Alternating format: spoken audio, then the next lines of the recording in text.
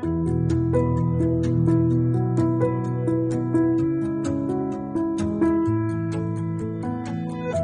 morning, and you witch, and welcome to season 11 of Gather for Her, a powerhouse masterclass series for social impactors exploring what it means to be a relational change maker and leader in these unprecedented times of systemic change. Powerhouse champions relational change makers and their organizations by offering hands at your back support with our relational change maker model to amplify and accelerate the social impact that you're here to do. And our theme this season on Gather is holding space for vulnerability. And this conversation is actually part 2 of 4 that began where our annual fire circle left off, which I'll explain in a sec. So just to backtrack, in season 10, our focus was breaking open to relational ways. So season 11, we're taking this further out onto the skinny branches to explore what holding space for vulnerability means. Because if we've broken open and said, yes, we're going to step into this relational way of being, vulnerability is next on the table. And where that comes from is our fire circle model. And we meet once a year as a global community to dive into a seemingly unanswerable question or issue. And our recent one was healing our systems. And out of 4 days of collective gathering, the information that presented between us was that relationship was where we begin. So that's why this series is going the direction that it's going. We're going, okay, now what and how do we do this together? So every gathered conversation is offered to illuminate hope, to encourage possibility, and to challenge each of us to make the shift from individuated leadership to interconnected, or from top down to heart centered, or you might think of it as from transactional to relational. My name's Tina Overbury. I'll just quickly introduce myself, and then the Braid will introduce themselves and our guest as well. I'm your moderator.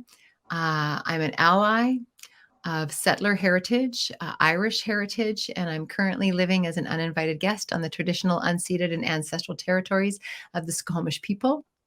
I'm grateful to play, create, and do my best to steward the land where I rest my head on Nahuelaquam, also known as Bowen Island. And I'm super nourished by this circle this morning. I'm here with my co-conversationalists, the Braid of Powerhouse, Charlene Sanjenko, Christina Benty, Sharon Marshall. Now I know Christina and Sharon are not with us today. So with us, we have Janet Mojave Banks, who is now part of the Braid and is also an amazing Amplify coach here in the house, and our guest, Paule Moore. And we're all going to introduce ourselves. So I think I'm just going to, we'll end on you, Shar, to introduce Paul. So I'm just going to pass to you, Janet, if you can introduce yourself this morning. Thank you so much, Tina. Yes, I'm calling in from the unceded traditional territories of the Coast Salish people here in downtown Vancouver. I am Janet Mojave Banks. I'm an international best-selling author, speaker, breakthrough coach, and leadership consultant for high-achieving founders, entrepreneurs, leaders, and change makers. I help you to be the version of yourself that breaks through your glass ceilings to reach the success and fulfillment you want without stressing out, burning out, or freaking out. A proper introduction this time. I love that introduction. I am Charlene Sanjenko. I'm so pleased to be here. Your mic just got a bit funky, Shar. Do you want to go out and come back and we'll just flip to Paul? Okay, just in case. Okay, cool. I'm going to read your introduction, Paul, and Shar is going to come back in. So first, I'll welcome you, and I want you to know, all of our listeners dialing in or wherever you are in the path, that I've met Paul personally. So I'm going to share a little bit about that, and then I'll read your professional bio. So what I want you to know about Paul is that she's a committed, heart-centered giver. That my experience of you, Paul, is that you have a balance of knowing what the things are to do and the research you got to go do to go find out the things to go do, like all the tactical, you're like tactical and strategic, and you give to people, and that you work in mediation, which I'll get to the professional bio. But again, as a person beyond all of the roles that we have, I experience you as as someone who is brave, who comes with a rich past that walks through shame bravely, and in that is an example for others to embrace some of the more challenging parts of their journey. So I'd say you're a journey person, Paul. That's where I'd put you. I'm gonna bring Shar in, we'll test your mic, and then I'll read your bio. How's your mic, Shar? Let's give it a go. I hope that it is fixed and okay. It's a bit soft. If you can just speak up, it is better than before, if that works okay.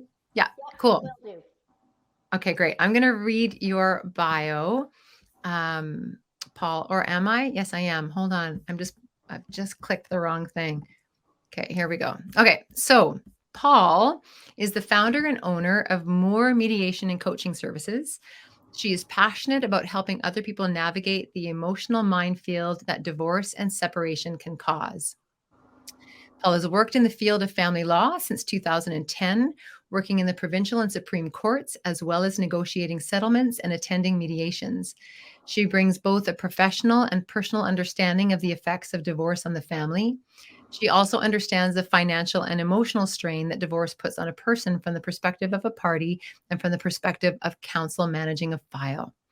Having worked with many family lawyers, counselors, and parenting supports, Paul has a wealth of knowledge that she can rely upon when working towards a solution to your particular problem. So welcome, Paul. Is there anything I've missed in anything you want to? No, I sound very impressive. I sound far more impressive than I think I am, if you want some vulnerability. So thank you. Awesome. Thank you for having me. Thank you for being here. Shar, do you want to introduce yourself? Certainly. I'm Charlene Sinjenko. I am the founder of Powerhouse and now Regen Media. Very pleased to be here in conversation. I'm a woman, a stepmother, a wife. Very proud to be from the Splatine band of the Shuswap Nation in the Okanagan, and now living here on the Sunshine Coast on Squamish territory.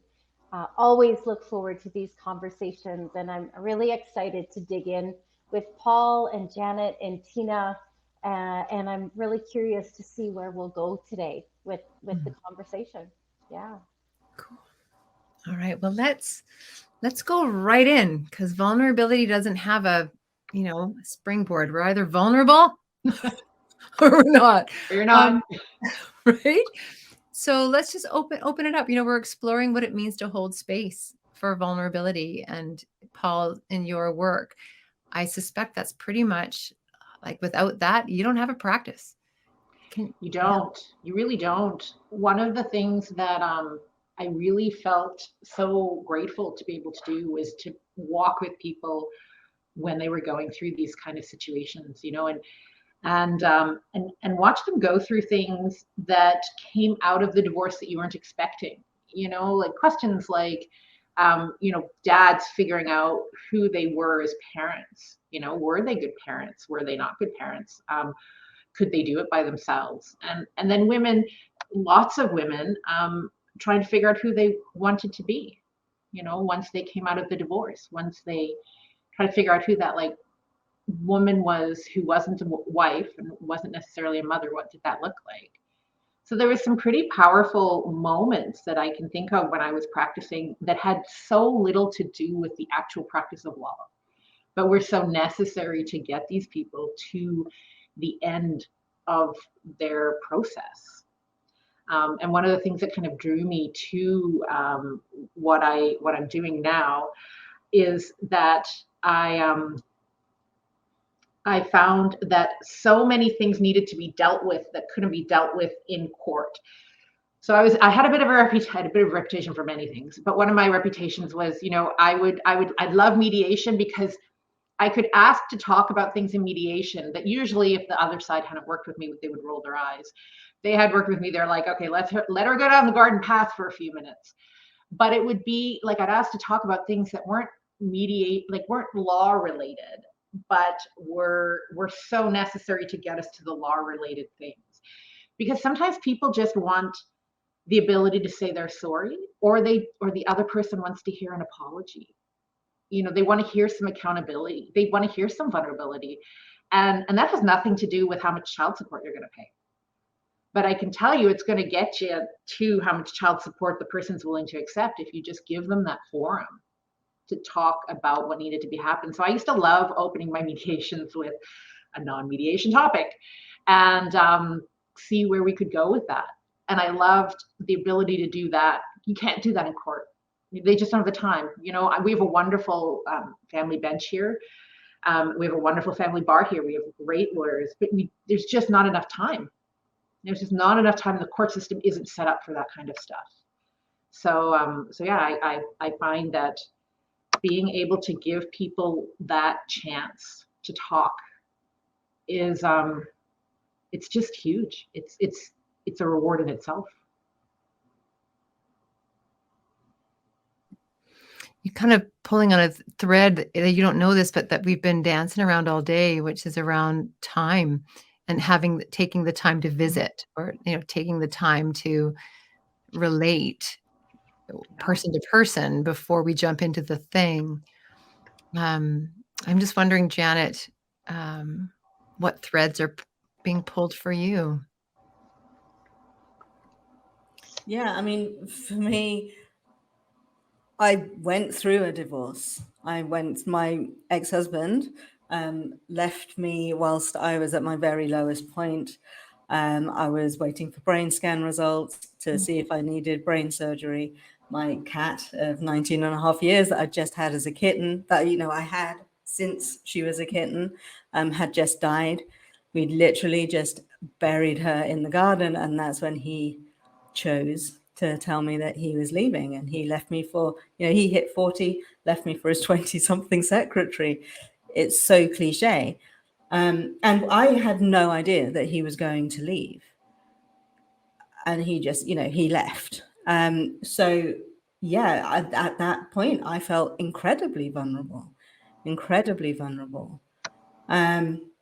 And now, we are now entering mediation because he wants to change the financial settlement that we've had in place for the last 8 years. So this is very, very close to home, this conversation for me right now.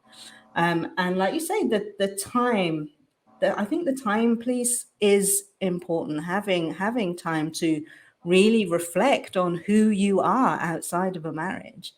And, to have somebody to bounce ideas off and to see you in this new identity that, for me, I wasn't expecting that identity at all. Like 1 minute I have the identity of being a wife, and the next minute that identity is just ripped away completely unexpectedly. And so I really heard you when you said that when women come to you, they're wondering who they are now, who they be, what is possible for them. Why do you think there's a difference between, like you said, that the men come to you wondering if they were a good father, but the women, it feels like, from what you were saying, what I heard was it was the women that have this incredible loss of identity. I was wondering if you'd pick that up.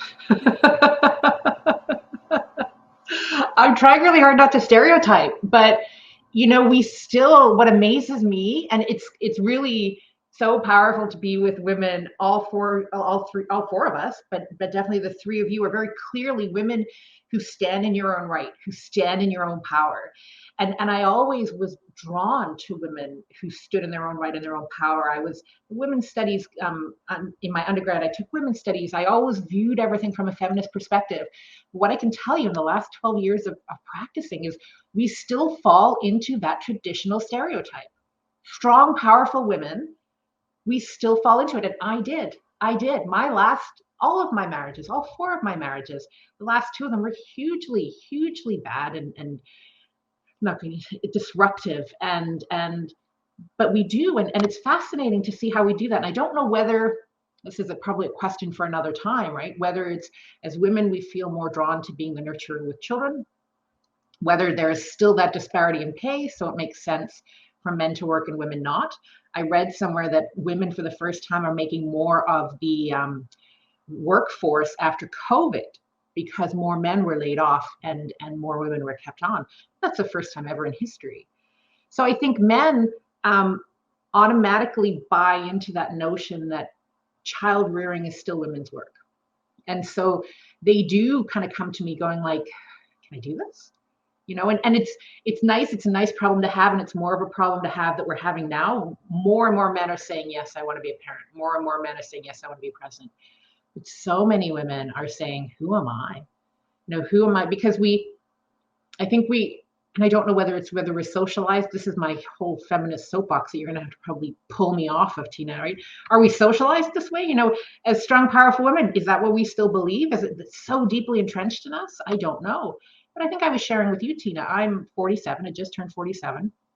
I have no idea who I am, to the point where I've just realized that when I was 12, my parents moved me from the country that I understood as my home to Canada. And I've kind of lived here for the last 35 years. And I'm suddenly not sure if I really ever felt this was my home. But I've just gone with the flow because it's, and I've had children and I've done this and I've done that. And so I think, Gloria Steinem said, as women get older, they get more radical. And I think maybe that's it too. We have our children, we have a partnership, and then we're like, what about us? What happens to us now? What do we get to do? So I think, I don't know. Maybe, I don't know if that's, what do you think about that, Janet? What are your thoughts on that? Oh yeah, no, I believe we're completely socialized. We're completely socialized to be good little girls and not to be difficult. Oh my God. And anytime we raise our hand and go, excuse me, hang on. What about me? Then we're deemed as difficult. We're deemed as difficult women. Just having an opinion deems as difficult women. Right. And that's the worst thing to be told. And we don't want to take up too much space. Right. Like physically or emotionally. I think we're kind of like, let's fit in, as opposed to say, where do we want to go? But then I think we reach a particular age where you said that we become radical. And that is because we've finally had enough. And we are finally taking up the space that we've known all along that we've deserved. But we're only just now giving ourselves permission to accept it. What are your thoughts? Go ahead. I've got a thought. I always noticed that my male clients would come back to me. They'd have remarried. My female clients, rarely ever. Sorry, can you say that again? I would find a lot of my male clients would come back and they'd be like, oh, I've met so-and-so who's usually 10 to 15 years younger than me, and we're madly in love and we're going to get married. Can you do a cohabitation agreement? Did I rarely ever saw my female clients come back. So I don't know what that's all about, but it's pretty telling. You know what that speaks to me anyway. I'm really curious where this takes you, Shar, but I think that's vulnerability. I think that's, so in our previous conversations, as we're unpacking this conversation of holding space for vulnerability, shame is in the room, right? So I think that's like, you don't go back to the same person who's just seen you because it's vulnerable. Possibly. Maybe. I mean, that's where I go. What popped up for me though, is in your sharing is and I want to go back to the space you hold in the work you do, in consulting and mediation. I found it so refreshing to hear you say, I don't know who I am. And I was like, yeah, that's actually who I want to sit in a room with when I'm in a space of self-discovery. Like, because I know the work that you do is very specific. It has to go through the court system. You're not in the court system, but everything that you do needs to be prepared to go through the court system. So what I'm noticing is you have a blend of availability, of rawness and emergence and unknowing, and that's vulnerable. And also this container that ticks all the boxes. And I find that kind of perplexing and awesome. Well, I'm going to be completely vulnerable here. You know this already, but I'm just going to put it out on the table because if anything ends up on social media, there's usually someone who's a bit of a keyboard warrior and puts it out there if I don't. But one of the reasons I ended up doing this was that I was suspended from the practice of law in September. And I was suspended because I had lost track of my accounting practices, basically. And what happened was I had been working and doing work, and I'd been talking with my accountant, and bills had been issued, and money from trust had been transferred before the work had been done. The work was always done. It just wasn't done in the way it was supposed to go. Even as I'm talking to you, I'm feeling all these emotions in my body. It's really interesting. And I have a huge amount of shame around that. I have a huge amount of shame around what I did and what I didn't do, because it was more of a crime of omission than it was anything else. And that's just as bad, if not worse. I was just so busy, and I was so busy doing stuff that I thought was important, and it was, but I wasn't doing stuff that I didn't think I needed to be paying attention to. And so there was a number of instances that happened, and as a result, I'm suspended for 18 months. But one of the things I'm looking at is, do I want to go back to a traditional practice even when I'm back from my suspension? Is that what was filling my cup? Because there was obviously something going on in my world that I wasn't paying attention to this. And I was reading, it was a long process. It was about 4 years of investigation and all these tomes of documents. And every time I started reading them, I'd have this like I'd feel my shoulders go up. I'd feel this anxiety. And I just remember feeling very much like remembering those feelings of just not feeling like I was ever enough for anyone. It was always so much. It was always so busy. It was always so acrimonious. It was always so litigious. You were always going to court. You were always putting your best foot forward, hoping the judge would like your decision better than the other one. As I'm talking to you, I'm like, it was a lot. It was a lot.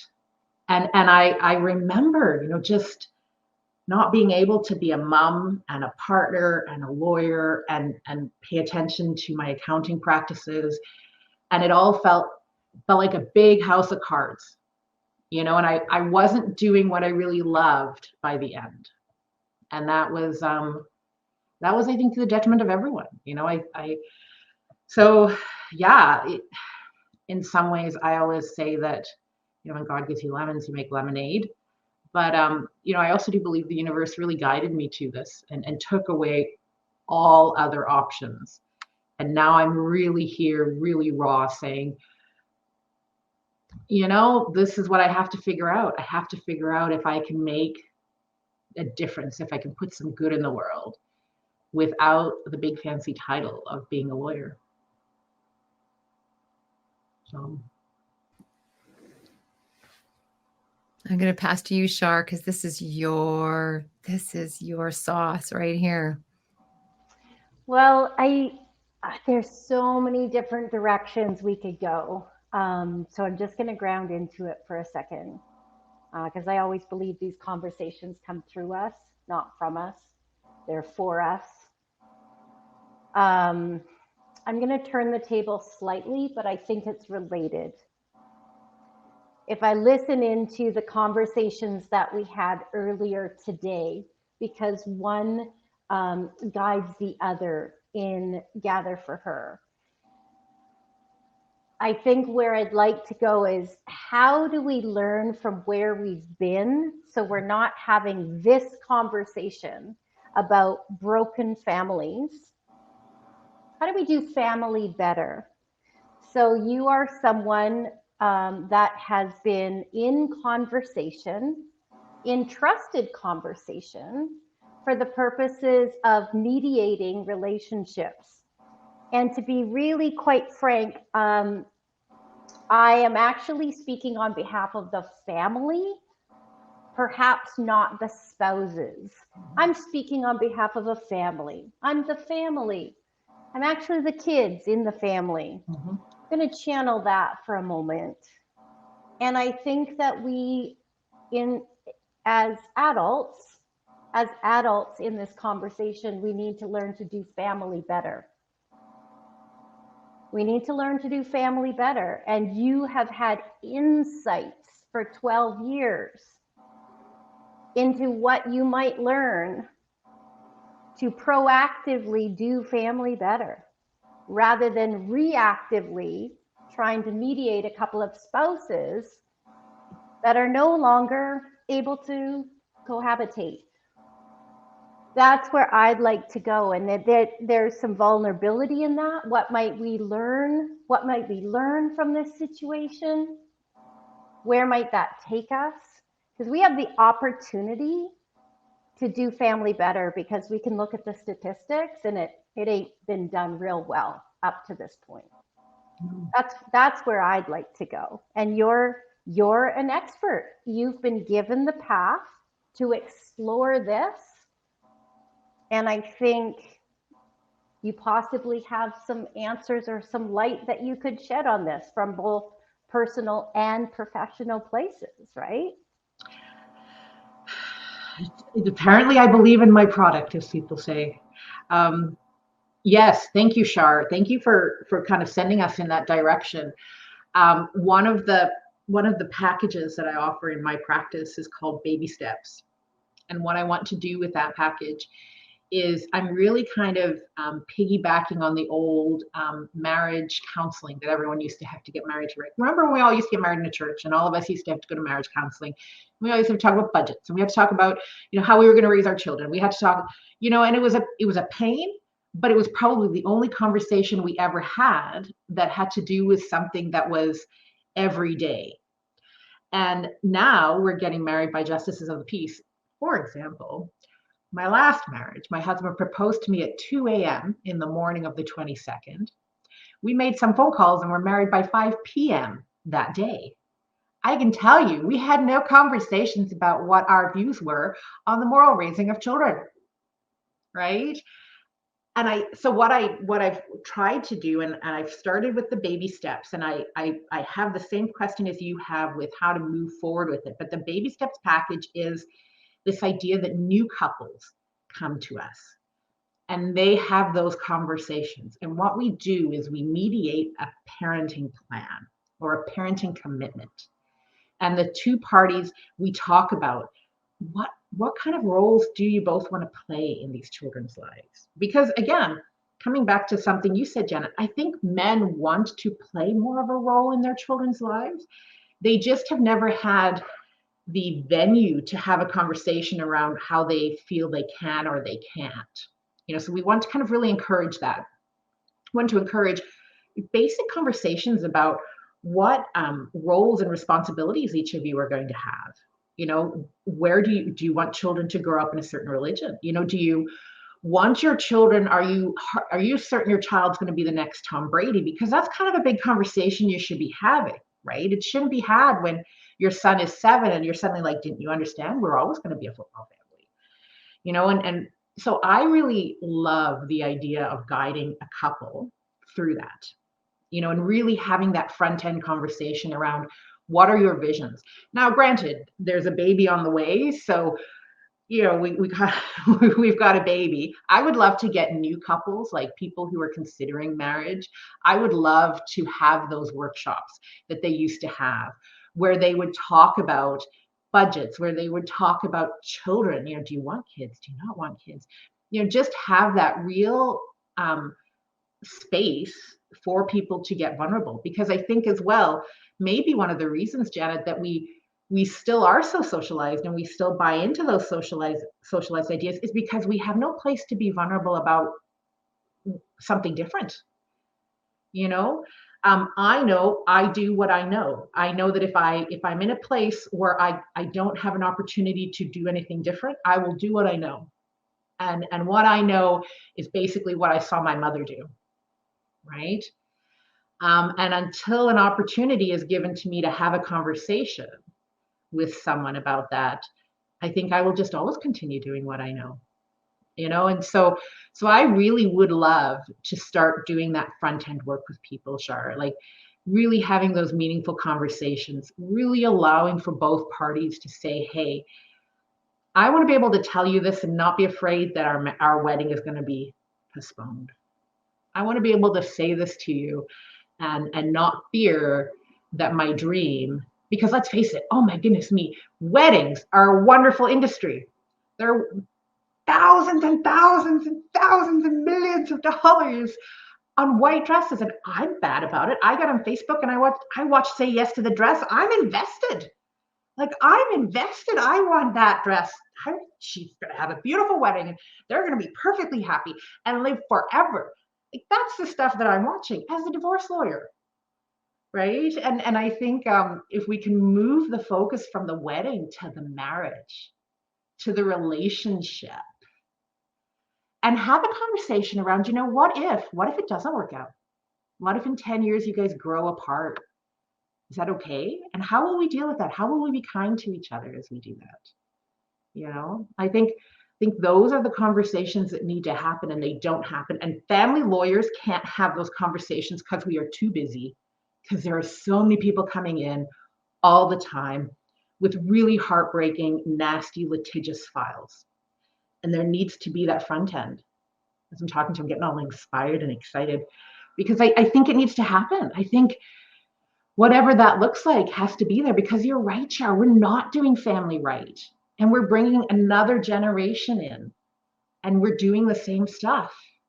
And we're wondering why it's not different. And insanity is doing the same thing over and over again and expecting different results.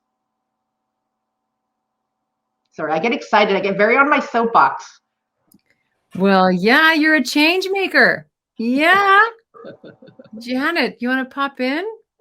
Yeah, no, I was going to say that I love that idea. I love the idea of having the conversations before the event, and for the marriage to be the focus and not the wedding.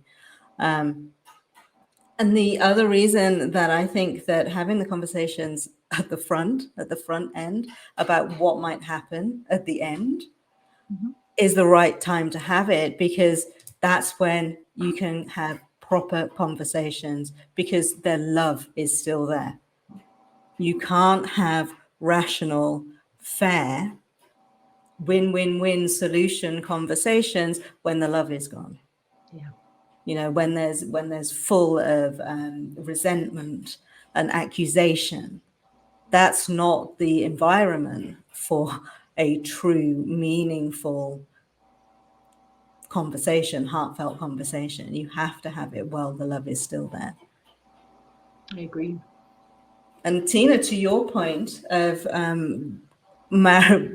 divorced women remarrying less than divorced men, speaking for myself and for my friend, and actually for all the divorced single females that I know, the reason is that through the divorce, through the re-identification of ourselves, by getting to know ourselves better, and by spending time alone, even, I'm like parent of 2 children, but, there's still like me as a single parent, as a single person, sorry.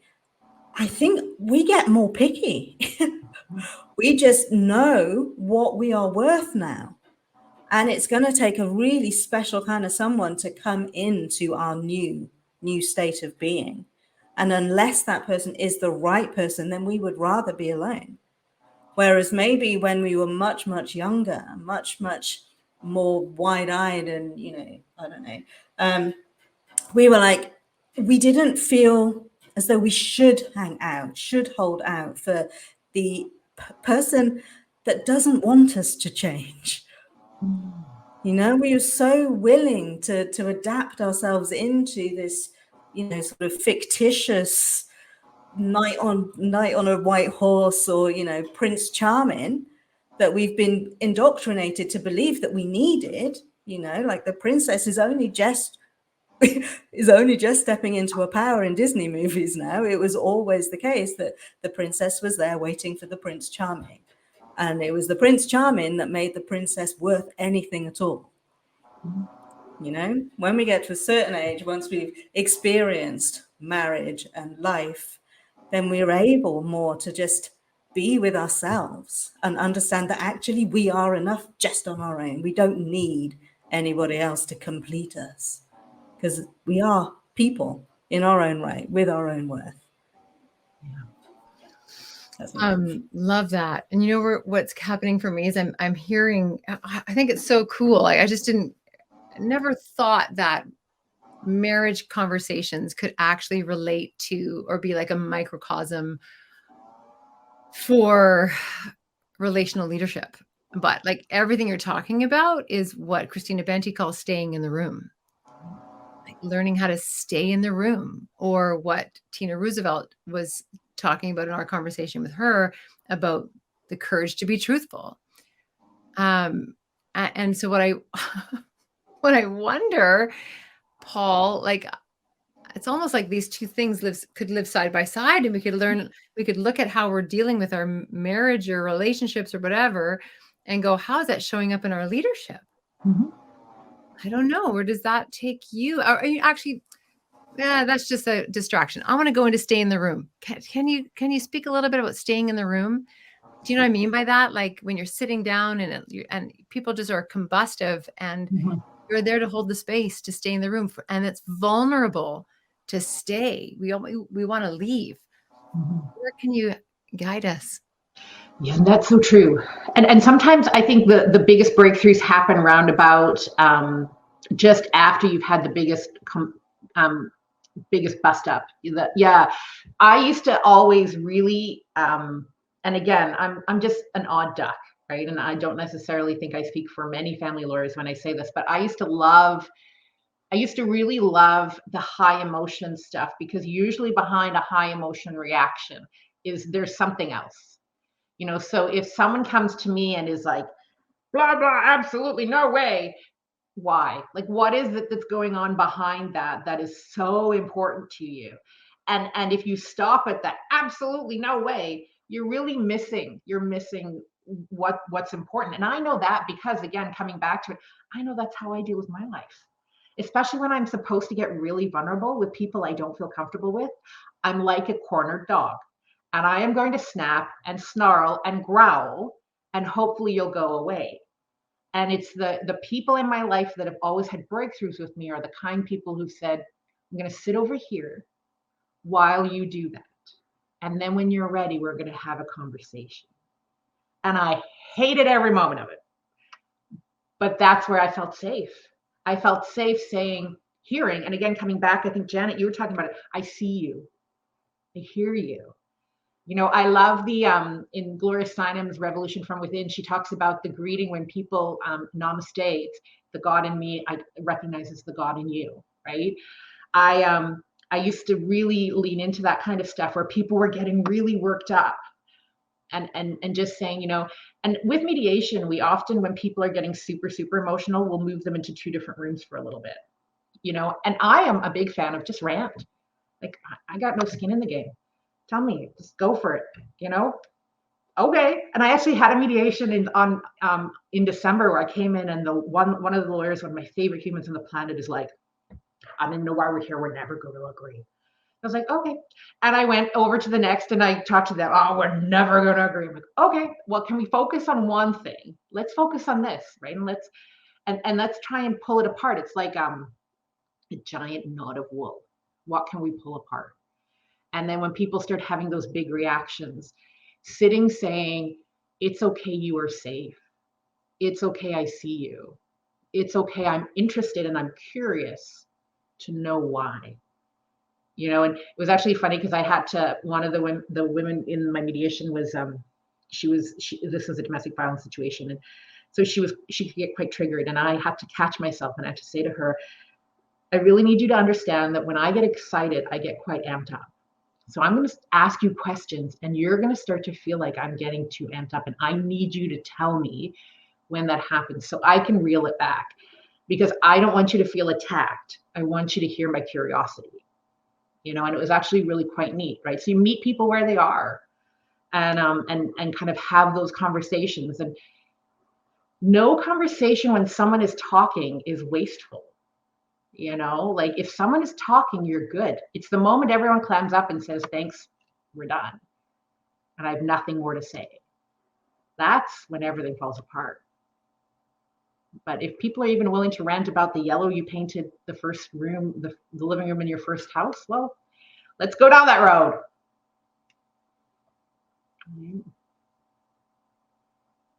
Wow, I'm just still sitting with when yeah, when people are talking, it's, I'm just still sitting with that. When it's silent, that's when, because of course, not of course, the fear in the room around vulnerability is that it'll be like a runaway train. Mhm. Can you speak to that? We're just moving into kind of our last 10 minutes, Yeah. and I want to like, yeah, like go to like what I would call like step 3 of this conversation. Like, because there's some fear around that vulnerability. Now we're letting people talk. Ugh. But runaway train. How does what how's the container work? That's such a good question, because I think that is so true. We become so afraid because I think it comes from our fear that we can't handle the emotions that come out of it. And it comes also, I think, from, especially when I'm in the room with couples who are divorcing, it comes from the other party's fear of what's going to come up. The opposite, people tell, and I love this, like people often talk about this. The opposite of love is not hate. The opposite of love is apathy. Hate, anger, frustration, that is not the opposite of love. And so if you have two people in a room and they're both geared up, there's still love there, whatever it looks like. They may not want to be together anymore, but there's still remnants of love there. And so I really feel that sometimes going down a road or going down a kind of train track of vulnerability, yes, the other party goes, oh God, I don't know if I can handle what I will hear. I don't know how much what they're telling me will affect me. And that's a big one too. This has nothing to do with you, right? This kind of sidetrack that we're taking is to give the person who's sharing closure. It's not to attack you. And that's a really big one I often say is, this isn't about you, right? This isn't about you. This is to, and I often go back to, I'm a mediator. I've not lived in your marriage. So we're going to go down this road because everything we do in mediation is without prejudice. So you can say, thank you very much, go away and never come back. But B, I need to understand. You have to give me a few minutes for me to understand. And then you have to trust that your mediator won't suddenly wander down that road and never come back.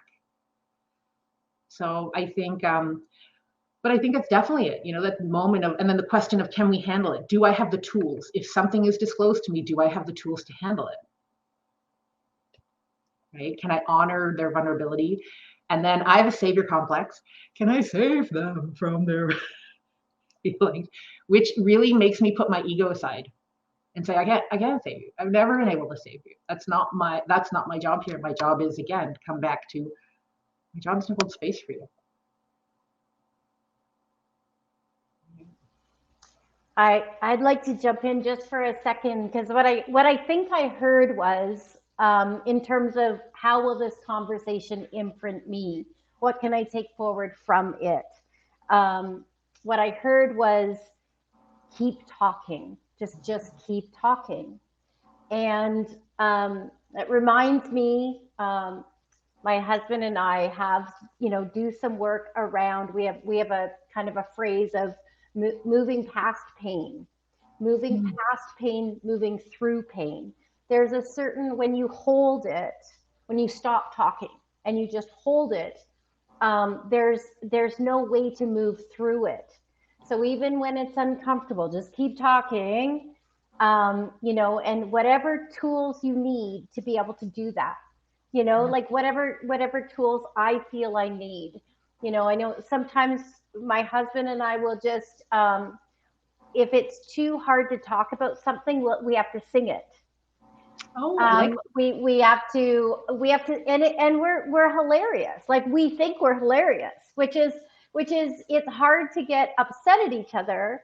And then I just wanted to make one clarification, because again, I'm gonna my soapbox is we can do family better, and that is, I know throughout my life that I have outgrown many relationships, many friendships, people that I was really in love with as a friend at one point in my life, and I've outgrown them, and I wish them well. But I never had children with those people. Mm-hmm. And so for me, when things change and when the work really needs to be done, is when you make a decision to become a parent. And you have 9 months maybe don't wait too long if emotions are running high, but you do have 9 months where I do believe that the relationship changes. So it's very different to be two spouses. Agree to marry, don't marry, split up, don't split up. I actually do not care. You're two adults, do what you feel you need. But when you decide to become a parent and you decide to have a family, for me, the rules completely change. Completely. And that is where I think the work, if we're being honest, I think there is a lot of leadership and relational leadership that needs to be done right there. It needs a lot of really brave, smart people right there to do it And best. that is definitely, one of the reasons I created this baby steps package was because I have the experience of having kids, have the experience of divorcing with kids, have the experience of step parenting with kids, and then obviously have the experience of being the lawyer with kids. Because you're right, those poor kids, they don't get to say anything. They don't even necessarily, they don't get their day in court. And I agree they shouldn't have it, but their voices are barely heard, and their worlds are changing completely. So yeah, no, I agree with you, Shar. I think it's really important. Thanks for the conversation, though. Lots of good stuff. Oof. We're going to bring this to a close. And I really hope that we'll have another one with you, Paul. I hope so too. I love this. Thank you so much. This is the highlight of my day. Because I think relationships are changing, marriages are changing, commitments are changing, divorces are changing, and there's a lot as more of us, our identities, how we self-identify is changing, and as we settle into whatever the next version of our understanding of creating life with someone with family is, we need leaders like you who can have the humility to adapt. So I hope we'll have another conversation. I love that. I just want to give, I know, Shar, you've shared your imprint, but just Janet, what are you leaving with? And I'll share what I'm leaving with, and you can have the last word there, Paul. Yeah, and the thing I think I'm leaving with most is Paul, when you said people just want to hear the accountability, want to hear the apology, want to hear the vulnerability, want to be seen, be heard, and want a space to voice that. I think that is just, that's what I'm leaving with. I think that is so, so true in all aspects of life, actually. And yeah, Tina, I think that there is a massive, massive overlap between parenting and leadership, and between relationships and leadership relationships. There's a massive overlap because we're all people. We're all people living this human experience. And that's the core that binds everything together. Thank you. Mm-hmm. I think what I'm leaving with, I'm going to pick up on that thread, Janet, is again, for me and my own leadership and my own learning and evolution of how I am in the world and stuff as a change maker. The great thing about relationships is it touches us right to our core. So whatever our core values are, whatever needs that have been met or not met, it's like a bomb of triggers in there, right?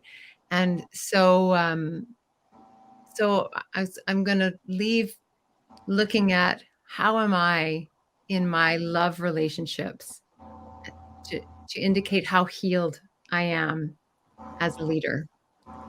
And that's families. That's all of it. That's what I'm leaving with, because I really did see those two side by side too. So thank you. That's what I'm leaving with. Paul, we'll give you the last word. Yeah. I am, honestly, I'm humbled. Thank you for having me. It's been so wonderful to have this conversation. Like these are the things that are really near and dear to my heart.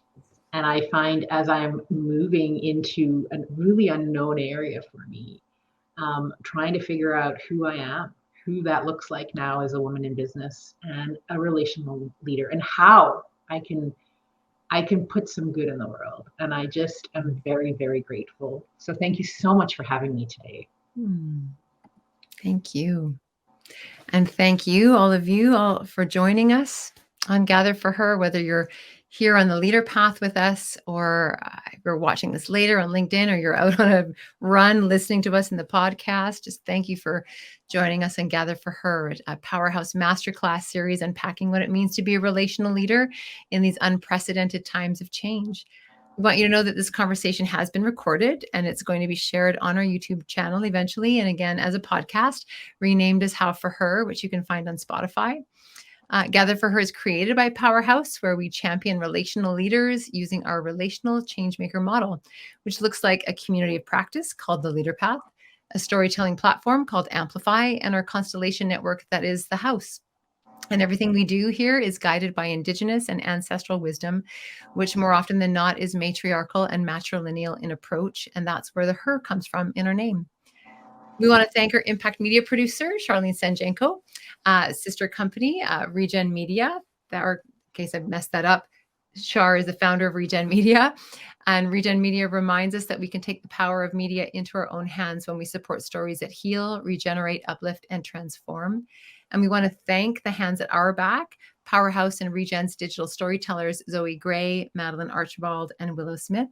And thanks to my co-hosts and sisters in change, the Braid of Powerhouse, Charlene and Christina and Sharon, who aren't here. So to you today, Janet Mohappy Banks, thank you for joining us. And to you, our guest, Paul Moore, and to you, our listeners, our community of change makers, leaders, and social impactors. Thanks for walking with us in co-creation into the world that we're living into together. And if you're new, if you've just found us, join us on the Leader Path. That's our community of practice. We have conversations like this all the time because change makers need brave spaces to try out things in this ever-changing world of shifting systems and all the things. We need brave spaces to relate. So thank you for being here, and we will see you all again. Bye, everybody.